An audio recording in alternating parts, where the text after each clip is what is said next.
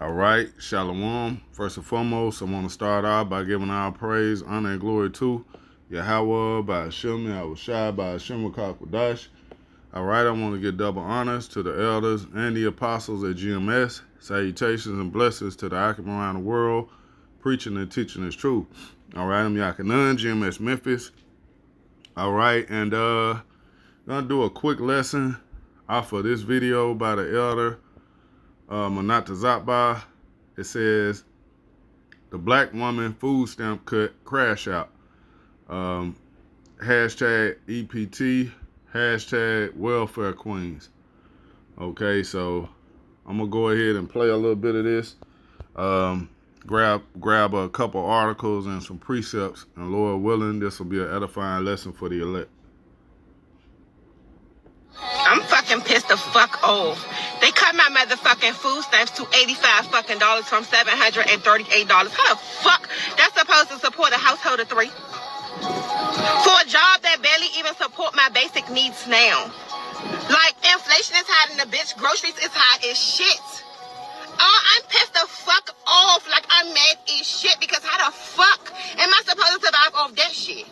So when y'all see me in the motherfucking store stealing stuff and that shit in my motherfucking bag, nicely act like you don't see shit and mind your motherfucking business, because this shit is going in my motherfucking bag and I'm walking out this motherfucking store with my motherfucking chest up and my head held high, and I dare you to try to tell me, hey ma'am, excuse me, because I'm gonna look at you like you fucking retarded if they go talk to Trump about that shit. On my kids, anybody that motherfucking voted for him, girl, fuck you. Hey man, she pissed, and hey, with every right. I mean, that's crazy. You used to getting almost $800 in stamps, and now you down to less than $100. Yeah, shit getting real, man. It's getting real out here, black woman. Nah, Salakia, let me stop playing Israelite. You Israelite women, man. Hey, it's getting real. And hard times is coming. Okay? So this is an article from usnews.com. It says, see how cuts to SNAP food assistance would affect your state. A massive budget bill passed by Republicans in the House and favored by President Donald Trump will result in sharp cuts to food benefits for the neediest Americans. Here's how it could play out in your state. Okay, it says proposed cuts to the nation's largest anti-hunger program would translate into hundreds of dollars less in the pockets of the neediest families, with more than 2.7 million American households losing some of all of their benefits. Okay, and we see an example right here. This woman lost damn near all of her benefits, man. All right, from $750 something to less than $100, $85 for a family of three. You through, you know, depending on what type of job you got, and I'm pretty sure shit. If she was getting that much for food stamps, man, her job is not that good, man. You know, she's gonna be barely making it now. You know, and that's what's coming to a lot of people, mainly you Israelite women. Okay, it says a series of think tank analysts concluded that the Supplemental Nutrition Assistance Program, SNAP, could suffer in these ways and more under a $300 billion reduction included in President Donald Trump's massive budget bill, which passed the House earlier Thursday. The bill also includes more than $5 trillion in tax cuts, changes to the tax code, and aid for farmers. Okay, so this thing is real, man. It could affect the farmers as well. And brothers can go and check this out, you know, read more into it. All right, Salakia, let's get one more. This is from Bacon Magazine. And I'm not going to read it, but you see the title. It says, Black women lost 106,000 jobs in April. A closer look at the data. Okay, so a lot of Israelite women are losing jobs as well. All right. So let's go here and get the precepts, man. Okay, this is Isaiah 31:1. It says, "Woe to them that go down to Egypt for help, and stay on horses and trust in chariots, because they are many, and in horsemen, because they are very strong. But they look not into the Holy One of Israel, neither seek the Lord Yahweh Shema Shai." Right. These women, they trust in what they can see. Okay. When you go into feminine, it goes into lack of faith, minus faith.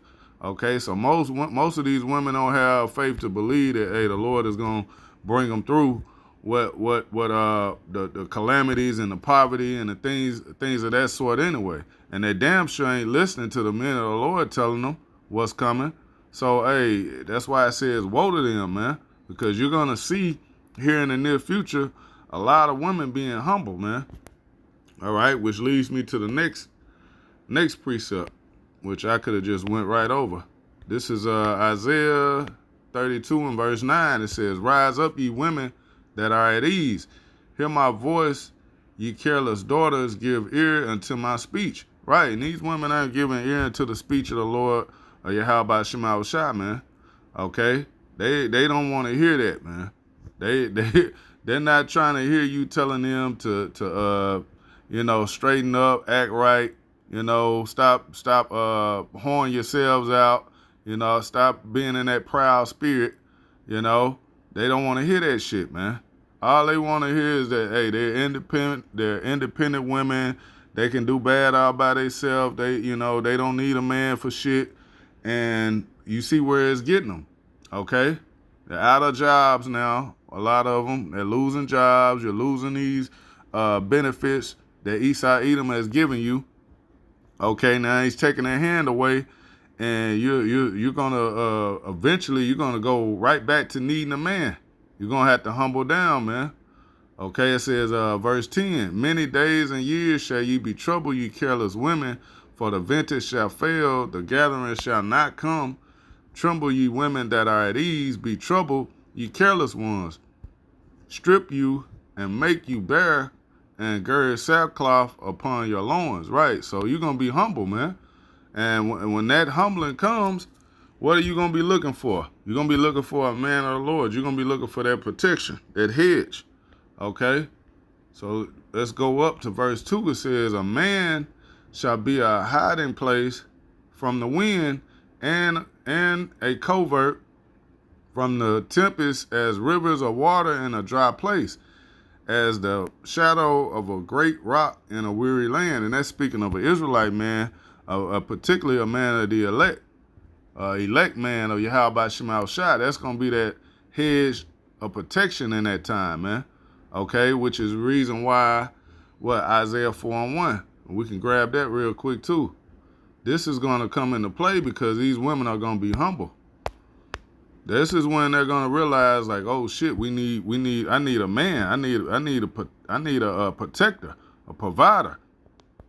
It says Isaiah 4:1, "And in that day 7 women shall take hold of one man, saying, we will eat our own bread and wear our own apparel. Only let us be called by thy name to take away our reproach." Right. So in this day and time, this is when women are going to realize, hey, Salakia, hey, we need a hedge. We need protection.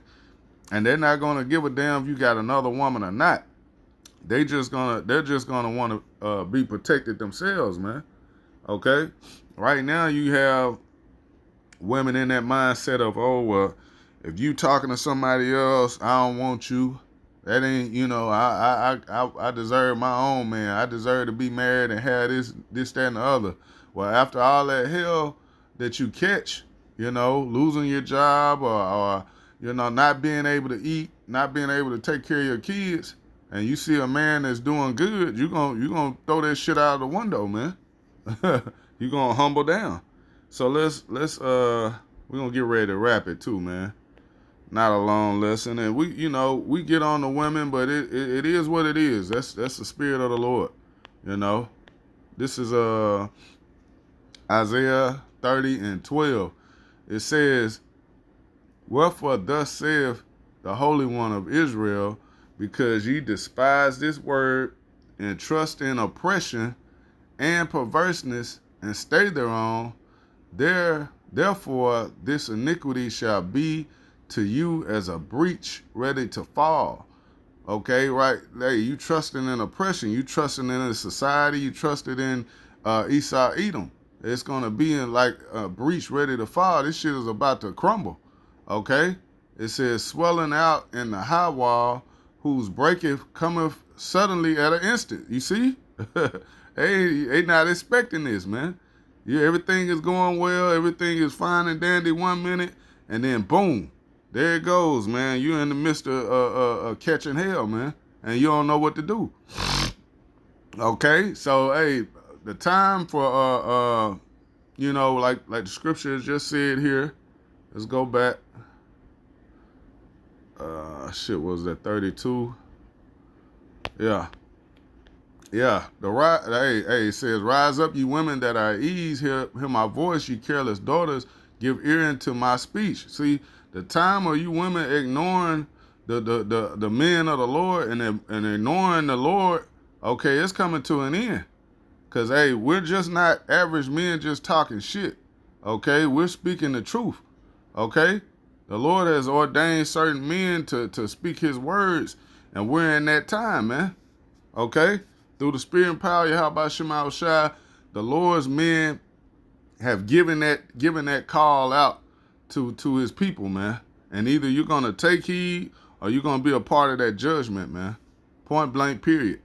All right? So I'm going to go ahead and wrap this lesson up. Lord willing, it was edifying for the elect. Once again, I want to give all praise, honor, and glory to Yahweh by Hashem, Yahweh Shai, by Hashem Rakakwadash. I want to give double honors to the elders and the apostles at GMS, and salutations and blessings to all the Akim around the world that are preaching and teaching this truth. Shalom.